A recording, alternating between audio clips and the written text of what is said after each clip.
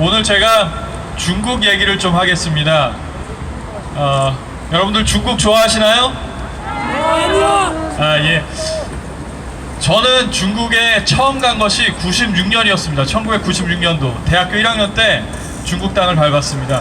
그 당시 중국 북경에 갔을 때 북경이 너무 아름다웠습니다. 왜냐하면은 그 당시에는 개발이 많이 되지 않았습니다. 그래서 그 고풍스러운 북경의 모습들을 제가 즐길 수가 있었는데요. 그 당시 북경은, 그 당시 중국은 저에게 아주 수줍은 시골 아가씨 같았습니다. 그 문 밖으로 고개를 살짝 내민 그런 수줍은 아가씨 같았는데요. 저는 진심으로 사실은 중국이 잘 되길 바랬습니다. 그리고 건강하게 성장을 하고 이 자유민주주의 질서가 자리를 잡고 세계 경제에 편입을 해서 중국의 사람들이 공산주의의 치하 아래서 사실 너무 많이 폭정 속에서 너무 많은 사람들이 고통당하고 오랜 동안 핍박을 받았는데 그런 중국이 변화되길 바랬습니다. 그런데 여러분, 중국이 변화됐습니까? 아니요. 개혁 개방하면서 80년대 이후에 개혁 개방하면서 중국은 지난 40년 동안 정말 놀라운 경제 발전을 했습니다. 세계 어느 나라보다도 높은 경제 성장률을 보여줬습니다. 한국보다 높은 경제 성장률 보여준 곳이 바로 중국입니다. 중국밖에 없습니다. 그런데 참 안타까운 것은 중국이 대한민국의 정신은 배우지 못하고 이 물질에만 집착해서 기형적인 사회가 돼버렸던 것입니다. 지금의 중국은 저는 모택동이 비자금만 많이 갖게 된 상황이 아닌가 그렇게 생각을 합니다. 그렇지 않습니까, 여러분? 맞습니다! 서울대에도 중국인 유학생 친구들이 되게 많습니다. 저도 90년대 중반부터 그 중국인 친구들을 많이 뒀는데요. 제가 서울대 유학생 친구들을 만나면서 느낀 점이 있습니다. 90년대 중후반 그리고 2000년대 초반까지 서울대 유학 온 중국인 친구들은 적어도 한국, 대한민국에 대한 존경하는 마음이 있었습니다. 대한민국이 자유민주주의 체제 안에서 그리고 또 이렇게 놀랍게 성장한 것들을 동경하면서 중국도 그렇게 되기를 바라고, 그래서 한국에서 좋은 것들을 배워야 되겠다. 특히 새마을운동에 대해서 자기가 연구를 하고 중국을 발전시키는데 자기가 헌신하고 싶다. 이런 친구들 저는 만났습니다. 그리고 또 한국이 이렇게 잘 된 것은 결과적으로 기독교 때문인데, 그러니까 중국에도 이 기독교 사상이 교회들이 많아졌으면 좋겠다. 이런 친구들 제가 만났습니다. 저는 그 친구들 볼 때마다 사실은 중국이 정말 건강하게 잘 성장하길 바랬습니다. 그런데 지금 중국이 건강하게 성장했습니까, 여러분? 2008년도 베이징 올림픽 기점으로 중국에 많은 변화가 있었습니다. 중국의 중화주의 사상이 다시 발효하고, 또한 마오쩌둥 마오이즘의 공산주의는 여전히 그대로 중국 사람들의 뇌리에 박혀있다는 것을 우리가 확인하게 되었습니다. 2008년 이후, 2010년대 이후에 서울대 유학 온 중국인 친구들을 보면 인식이 조금 다릅니다. 물론 모든 친구들이 다 그런 것은 아닙니다. 한국을 여전히 존경하고 사랑하는 친구들이 있습니다. 그런데 중국인 친구들의 일반적인 의식이 상당히 많이 바뀌었습니다. 한국은 그저 쬐끄만한 나라일 뿐이다. 중국은 대국이다. 그리고 서울대 유학 오는 친구들마저도 중국에서 좋은 대학 못 간 친구들이 서울대 오는 경우를 제가 되게 많이 봤습니다. 그 친구들이 대한민국을 어떻게 생각하겠습니까, 여러분? 그리고 또 참 안타까운 것이 중국에서 비즈니스 하시는 분들이 비즈니스를 위해서 중국 고위층 자제들을 실력도 안 되는데 서울대 넣거나 서울에 이렇게 좋은 대학들 이렇게 연결해주는 케이스들도 많이 있었습니다. 그 친구들이 대한민국을 어떻게 생각하겠습니까, 여러분? 우리 이거 반드시 바로잡아야 됩니다. 지금 저는 참 감사한 게 우마오당의 활동이 대한민국에서 드러난 것은 하나님이 주신 축복이라고 생각합니다. 하나님이 주신 기회라고 생각합니다. 여러분들 여기 계신 분들은 이미 알고 계셨을 겁니다. 북한을 비롯해서 중국도 한국의 여론 조작을 위해서 지속적으로 활동해왔다는 것 여기 계신 분들은 다 알고 계시죠? 이것은 우리만 얘기하는 것이 아닙니다, 여러분. 미국에서도 중국의 그 정보요원들이 미국의 선거에 개입하는 정황들을 파악하고 그것을 방지하는 법안을 최근에 마련했습니다. 2009년도에 쉴드 법안이라는 것을 마련했습니다. 그리고 옥스퍼드 대학교에서 작년에 그 보고서가 나왔습니다. 중국이 해외 정부들, 미국을 포함해서 대한민국을 포함해서 해외 정부들의 그 선거에 개입하기 위해서 사이버 공작을 진행한다는 내용의 보고서가 옥스퍼드 대학교에서 나왔습니다. 이것이 지금까지 밝혀진 사실입니다. 이것을 알려야 되지 않겠습니까? 맞습니다. 우리가 이번 선거에 대해서 걱정하는 것도 당연한 것입니다. 여러분, 선거 조작 우려가 된다 이렇게 얘기하면 무슨 틀딱들 이상한 소리 한다 이런 친구들이 있는데 정말 잘못된 것입니다. 트럼프 대통령마저도 2019년도에 당선됐을 때 부정선거가 아니었으면 내가 100만 표 이상 더 받았을 거다. 그래서 득표수에서도 내가 이겼을 거다 이런 얘기를 했습니다. 미국에서도 공정한 선거가 문제가 되고 있습니다. 대한민국에서도 공정한 선거 반드시 우리가 지켜내야 되지 않겠습니까, 여러분? 맞습니다.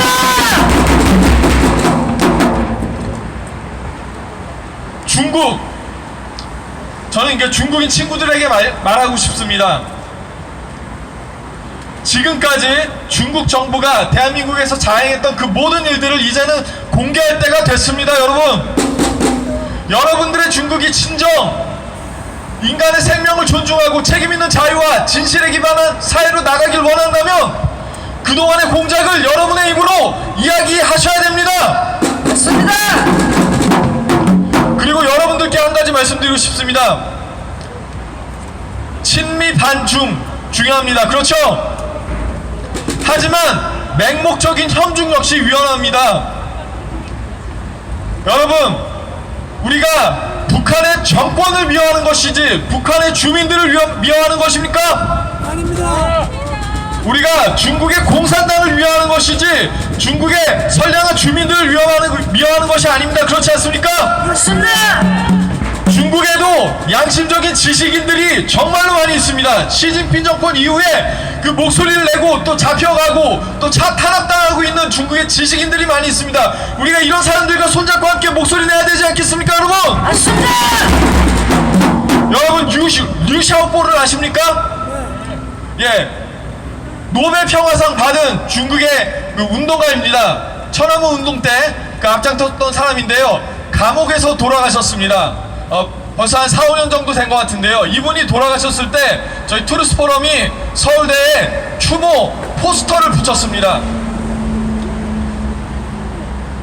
그런데 한국의 언론들은 조용했습니다.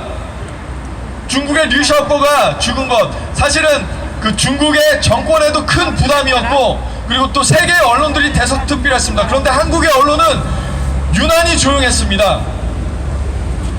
그런데 학교에서 제가 가깝게 지내던 친구들이, 중국인 친구들이 그 포스터를 제가 붙인 거를 보고 조용히 와서 저에게 얘기했습니다. 우리는 정부가 무서워서 목소리 내지 못하고 있는데 니네가 이렇게 포스터 붙여서 고맙다. 멋지다. 여러분, 이런 중국인 친구들이 있습니다. 우리는 이 대한민국이 진실과 정의 가운데 회복되고 또한 중국이 진실과 정의 가운데 회복되는 그런 놀라운 사명을 가지고 있는 시점에 있습니다. 우리가 그런 친구들과 연합해서 중국의 해방, 중국의 자유화를 위해서 함께 싸워야 되지 않겠습니까, 여러분? 맞습니다. 여러분, 이 싸움은 북한의 해방과 북한의 자유화와도 연결된 싸움입니다. 그렇지 않습니까? 맞습니다. 이 시간에 저는 중국 친구들에게 또 중국 정부에게 말하겠습니다. 지금까지 대한민국에 자행해온 그 모든 공작들을 중단하십시오. 정답. 그리고 이제 사죄하시기 바랍니다. 사죄하라. 그리고 그 모든 공작들을 사죄하는 방법은 한 가지 아주 아름다운 길이 있습니다. 그것은 대한민국이 미국과 함께 북한의 자유 해방을 하는 일을 중국이 지원하는 일입니다. 그렇지 않습니까? 맞습니다. 여러분들, 우리는 궁극적으로 대한민국을 회복하고 북한의 해방을 위해서 나아갈 것입니다. 맞습니다. 그리고 중국의 양심적인 지식인들이, 우리의 동지들이 이 일을 함께할 것입니다. 맞습니다. 마지막으로 이승만 대통령 말씀 나누고 마치겠습니다. 저는 이승만 대통령 개인적으로 정말 좋아합니다. 그런데 이분이 그렇게 위대한 분이신지는 사실은 잘 몰랐습니다. 6.25 전쟁이 끝나고 이승만 대통령이 미국 의회에 가서 연설을 하셨습니다. 그때 이렇게 연설을 하셨습니다. 미국인 여러분, 여러분들이 대한민국의 자유를 위해서 피 흘려주셔서 정말 감사합니다. 그 여러분들의 피 흘림 덕분에 우리가 지금 이렇게 살아갈 수 있습니다. 그렇기 때문에 여러분들에게 진심으로 감사합니다. 하지만 여러분들은 거기서 멈춰서는 안 됐습니다. 여러분들이 거기서 멈춘 것은, 휴전선에서 멈춘 것은 북한의 주민들을 공산압제 가운데 남겨두고 던져버린 것입니다. 그렇기 때문에 여러분들 거기서 멈췄으면 안 됐었습니다. 이렇게 말씀하셨습니다. 그런데 제가 정말 놀랐습니다. 거기서 멈추지 않으셨습니다. 이승만 대통령은 또 미국에 이렇게 서운한 말씀을 하셨습니다. 여러분들은 거기서 멈춰서 될 것이 아니라 북한을 해방하고 또한 중국까지 나갔어야 됩니다. 여러분들이 거기서 멈춘 것은 중국의 수억 명의 선량한 사람들을 공산주의라는 압제 가운데 던져놓고 나온 것입니다. 미국은 이것을 잘못한 것입니다. 이렇게 꾸짖으셨습니다. 여러분, 멋있다, 멋있다. 멋있다. 지금 우리가 살고 있는 2020년 그 결과를 보고 있는 것이 아닙니까? 맞습니다. 북한은 세계에서 가장 참담한 인권 침해국으로 전락했습니다.